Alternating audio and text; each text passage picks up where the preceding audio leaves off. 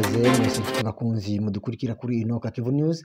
Kaze ku makuru yacu yo kuri uyu wa kabiri tariki 6 kwezi kwa gatandatu umwaka 2023.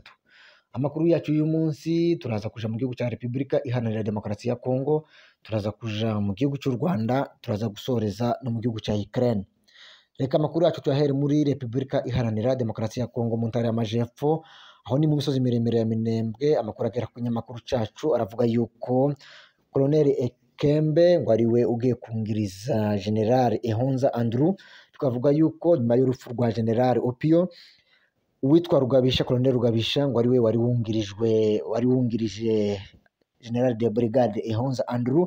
Amakuru rero akavuga yuko ngo Colonel Ekembe ngo ariwe ugiye kuja mu mwanya wa Rugabisha, akaba yagahawe inshingano zo kungiriza General de Brigade Ehonza Andrew, aho ni mu misozi miremire ya Minembwe.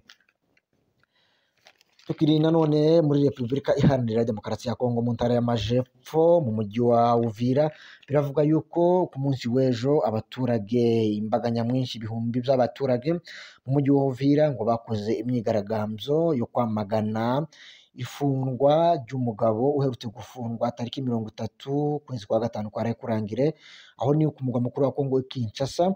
Uyu mugabo Salomo Ida Kalonda akaba ngo ari umujanama wihariye wa Moise Katumbi, aho bari mu myigaragambyo aho ku mugwa mukuru wa Kongo Kinshasa. Polisi rero ikaza kumuta muri yombi, bikavuga yuko ngo aba baturage bo mu mujyi wa Uvira batavuga rumwe, badashigikiye leta ya Kinshasa, ngo bakoze imyigaragambyo ku rwego rwo hejuru. Tukavuga yuko rero aba baturage bibumbiye mu ishaka bise ngo ni Ensemble.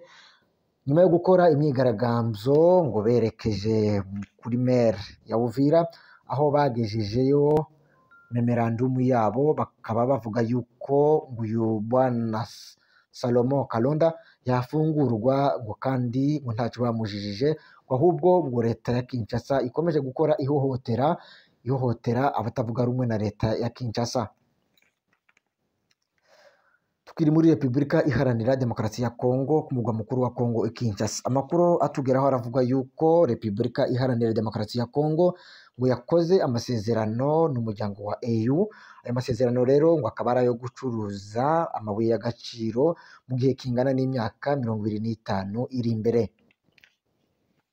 Reka tunyarukire mu gihugu cy'u Rwanda. Mu gihugu cy'u Rwanda biravuga yuko habaye impinduka. Bwana Paul Kagame, perezida w'u Rwanda, yakoze impinduka mu buyobozi bukuru bw'ingabo, aho Bwana Juvenal Marizamunda wayoboraga RCS yagizwe minisitiri w'ingabo, naho Lieutenant General Mubarak Muganga akaba yagizwe umugaba mukuru w'ingabo z'u Rwanda, naho General Major Vincent Nyakarundi yagizwe umugaba w'ingabo zirwanira ku butaka, naho Colonel Bahizi Theodomir yagizwe umuyobozi w'ibikorwa by'urugamba mu ngabo z'u Rwanda ziri mu gihugu cya Mozambique. Reka amakuru yacu tuyasoroze mu gihugu cya Ukraine. Biravuga yuko muri iki gitondo urugomero rwa Kekhavok rwasenyutse. Ni nyuma yaho igihugu cy'Uburusiya cyagabye ibitero bikomeye cyane kuri uru rugomero. Bikavuga yuko rero runo rugomero ngo rwasenyutse, nyuma yo gusenyuka hakaza no gusenyuka amazu menshi yari yegereye runo rugomero. Ariko rero twagerageje gushaka amakuru tumenya nimba hari abaturage bahasize ubuzima. Icyo twabasha kumenya gusa nuko leta ya Ukraine yavuze yuko ngo kugeza ubu ngubu ngo leta yakoze ubutabazi bwihuta, ngo nubwo hariho amazu menshi yasenyutse yari yegeranye na runo rugomero, leta yavuze yuko ngo nta bantu bahasize ubuzima. Bikavuga ko rero leta ya Ukraine ngo yagerageje gukora ubutabazi bwihuta kugira ngo itabare abari baturiye hafi na runo rugomero wagabweho ibitero n'igihugu cy'Uburusiya. Amakuru yacu rero naha tuyashoreje muri uyu mugoroba. Reka tubashimire, reka dushimire mugenzi wacu Eric Kadoni twabanye hano muri studio mu buhanga bw'ibyuma. Urakoze cyane namwe mwese inshuti mudukurikira kandi mudukunda, mukurikirana ibiganiro byacu ndetse n'amakuru tubaha y'ukuri.